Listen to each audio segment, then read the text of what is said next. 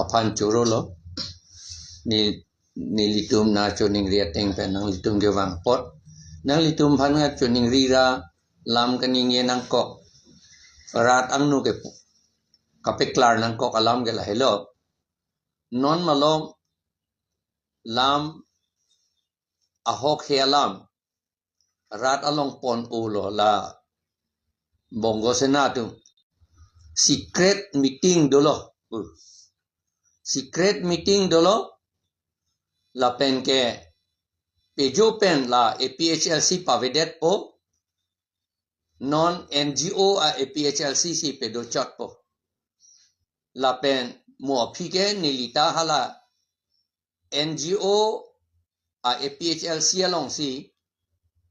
advisor si mandunji busi ka pele alama pele la pen la phan bongo sena atum BJP atum pen pen cherap si niliphan tuliram rong hang si 7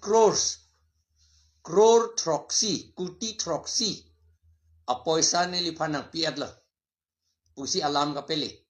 kapanya thang la pen ke nilihala nili Scorpio ke ningkan krip holo ban ulo no lama si Jimny nili loan NC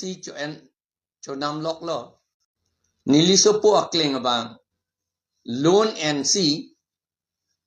nili pan Jimny na nampi seta na nampi putapu noda atheman nili ke nili arta ningkan troxy ke ra pholo posi nili pan nili loan en long le nang pipe lama si nili sopo amen pen si loan ke en alam ke non hala installment ki pinang nili pension pen si nili installment ki pi akenam ke nili le a loan ke en ke sa nili sopo amen pen la ke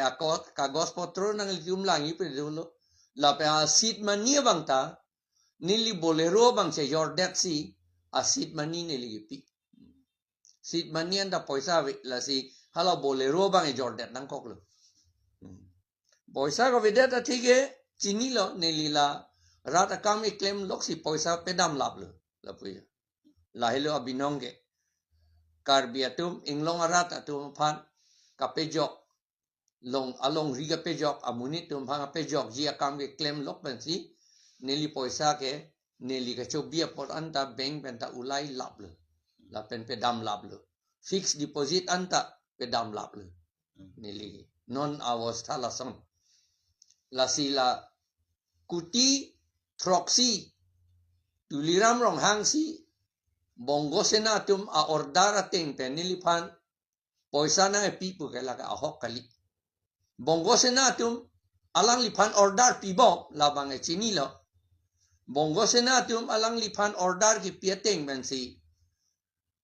la NGO APHLC aki media ka selam lo la ke bongo senatum akam lo la ke athema kopia posi bongo senatum e claim bongo senat det kali hada kece RSS atum da dodun hada kece RSS atum la pen bongo senatum athema nang litum ning do tahai ningkan farukre ser kebra troxir kebra hinia ningkan bongo senatum benar organization puselam le halabang so benar organization along tribal atum an pedol lap lahada Assamese tum dahadak pe dodun lo bongo sena methang dum da dolo bihari tum dahadak dolo ben tribal ke do andum da dolo ben kilonjia ohomia tum an dahadak si pe do atlo kad ke do de dun ke karbiana lo hada karbia phan bilong lo kapre amat karbia tum ajakong papa vedet lo karbia tum phan ajakong papa vedet pen si election ke dam tang anta congress amen pen BJP amen pen la bongo sena pen Bihar senatum election chi pe hai bom lo la pen halatum election congress amen pen Bihar senatum si control tip lo BJP fan congress panta la tum si control tip lo control trip pen a job nang litum la an tek long lo jet 2015 aning kan pen ni litum PGR VGR la pen government along le la railway along an encroachment an eviction at nangji puta eviction hai hedet la ke eviction hai hi ke bongo sena la pen bihar arisim chotana bongo sena tum la pen bihar sena tum arisim chotana la si idet ke che raiji la pen elong le ke che raiji pulote ekhe ke che raiji pulote ilitum ahotur chichini nai ahotur ke BJP ta kali Congress ta kali ahotur ke bongo sena pen bihar sena la pen BJP la pen Congress atum ke la ke bongo sena pen bihar sena atum arisim chotana muthe non ye chok che ke itum kachini ne pen jo arisim ko pilo la si non la son si sedan lo non na che plan ke la pen alang litum non mat aning ki tira hala NGO APHLC ka selam ike thang da kali lage nilitum lai huye lam kapachini pen jo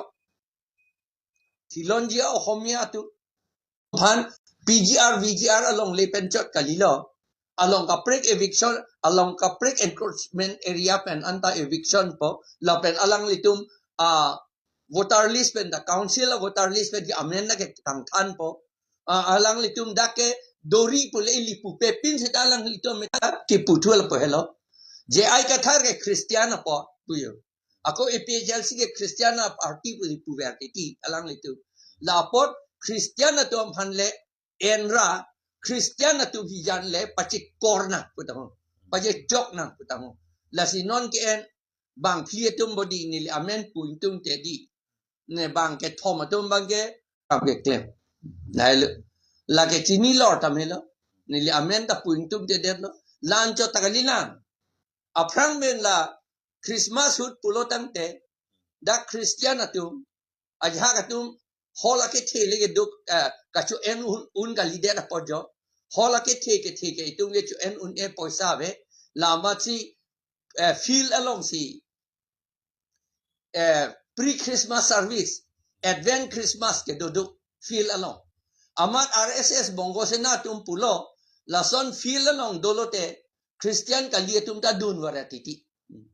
la si kapi dun de chia phan hala ya abit kapi jum hala tum abit jum de ji Christian abit jum de ji kapi jum je de chia phan amat hala tum ha akahelu ha tara langsu along studios auditorium arlo si kapi claim down hello pik yok ta chini dun di la bangke alang litung ke puge la ke Christian atum abirudhe si ke claim lo pod mesen lo pul aman ini tu Christian ajaha tu chini dun de da mahala 1.5 lakhs di 1,50,000 dan ni si pidun po ma ki pidut po seta alang ligali lata ni tu chini 15 lakhs bongo sena tum si ka order ki pc tuliram rong hang phan hala inu da bang phan ko mania tiso along si bidam kok pu si pu ama hala tum poisa ta chichi lang la puyo akam bang ke la si la bang ke manghudu nang nelo la hi ho akam ke claim an ke la ke Christian tu bong kapachi bohong gi po phan pu la si non ta nang pu tot nang pu pru lo ni tum han ni ning nang pi thi me po andan ni claim lo ni li tum si ning e khang lo athima chi khang khete non itum karbi itum bong tribal tum bong che chok po jase me karbi itum bong kai chok ji hala bongo sena tum claim si ASDC pen CPIML tum da pa je chok pa je pichi la hem pa je kai lap lu the rak me mi ka je plan hala bang so 2000 aning kan malom lo body la ka je plan 2000 2001 1999 la malom lo je plan the rak me mi non da la son si la bongo sena tum si la pen ke che RSS tum si na claim ji pu si pu la so party claim ji phan si la ke claim la si ilitum kachini nangi ke la hello la pen aja ke pulo neli pude kang buralo pot non ke neli rong asar lo pot neli APHLC along ke che odun jun po pu se pe klang pu la ke kali la tu ke neli hoklo neli ikarong asar lo de ke ne tu APHLC yang bong rong asar do neli det kali alang li ta rong asar Bikram Hansi ta rong asar la pen hala deuri terang da rong asar bapuram terang ta rong asar ako do ulang hisabun ni oh halaka sondro kathar ta rong asar la thuge sarsing terang kokrojar ben tespur pana ke helu nilihini ta solai de la aprang da landa chot ta kalilang aprang ha 1984 83 ahut nili 82 83 ahut nili ADC development lo nogam Mahakama Parishad Secretary lo lapen Managing Director Sil Ghabjul Mil lo ke thom nili ka solai lathi un lage non rong asar pen nili President APHS binong ngali latum ke a risim charana ili tuma hotur binong ke bongo sena pen Bihar sena tu kardom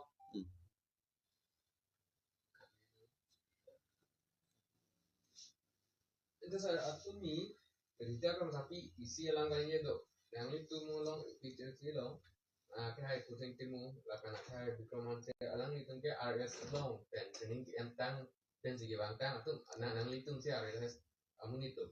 bondo halage Rita Kram sa pila kagos potro ng papeklang non nili halang lipan la arjun de ako nili halang mo hedi hala 7 crores alam ako putuay pakpo ahok ma ahok hima ke alam ke klang ke tuliram rong hang man se klang lo ka dila apod lage ni pan defamation lo nong pi juno lo lage la si alang li nili alang li pan ke ther ko alam li ka choning ri nili alang li pan choning ri lo alang li la ka ahok kali pura raga pan che than nangji pu si nili tuliram rong hang pan choning ri lo 7 crores nili ke pon pu jimni da alang li si ke nam pu la pen nili hala NGO PHL sialong si ke dun po advisor pu pinini pu ai hui amar la so alam hinopi hala rong beti ke bang ludet jo mathadang u amar bang kama thatu bang Kathar atum aning ke akethi atum ni ke poisa pu ang chu endundang derle itu ke der tu lo pu jala jaha dengan kama tha tohu pu ke enduna pu yo jo matha thu ke mo election ho ga vote pialing pinan pu yo matha thu ke alam bang ke la thu ke ahok lage seta la si la support ke chok chi lage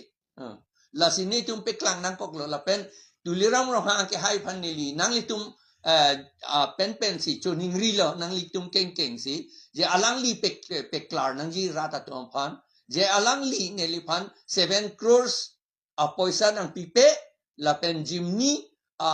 a garita alang li leke nam ka li pura alang pen ni tum secret meeting do puta a hokali pura la son thom de secret meeting do pala 7 crores alang la pen jimni ke nam pala la ke a hokali ne li phan nang nam pi pu jimni la ke a hokali pura alang li rat ang bong peklang nang i la ke la tuliram rong hang ke hai alang lipan ka choning ri neli